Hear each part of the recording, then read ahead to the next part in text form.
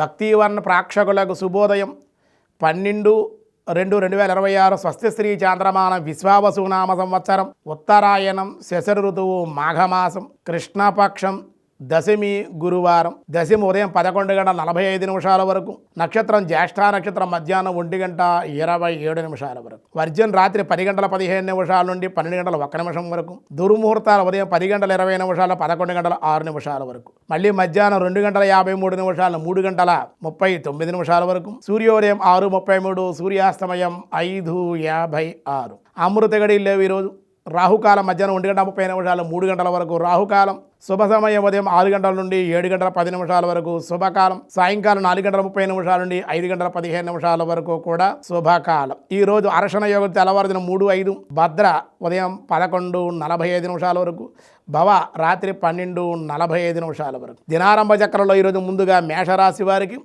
స్వల్ప అనారోగ్య సమస్యలు శస్త్రచికిత్సలు కోలుకునే అవకాశం. వృషభ రాశి వారికి ఇంటి విషయంలో సంతానం విషయంలో ఖర్చులుండే అవకాశాలను కొన్ని ఇబ్బందులు కూడా ఉండే అవకాశాలు రుణదాతల యొక్క ఒత్తిడులు కూడా ఉండే అవకాశం ఉంది. మిథున రాశి వారికి మిశ్రమ ఫలితాలే ఉంటాయి. శుభకార్యాల్లో జయం కలిగే అవకాశం ఉంది. కర్కాటక రాశి వారి బంధుమిత్ర సంగమము దైవ సంబంధిత కార్యక్రమాల్లో పాల్గొనే అవకాశం. సింహరాశి వారి వివాహ ప్రయత్న అనుకూలతలు నూతన వస్తు వస్త్ర లాభాలు. కన్యా రాశి వారికి వ్యయ ప్రయాసలు ప్రయాణాల్లో లాభం కొన్ని ఇబ్బందులు కూడా ఉండే అవకాశం అయితే ఉంది కొంచెం. తులారాశి వారి నూతనమైనటువంటి కార్యాలకి శ్రీకారం చుట్టే అవకాశం వ్యవసాయక మూలికంగా లాభాలు ఉన్నాయి.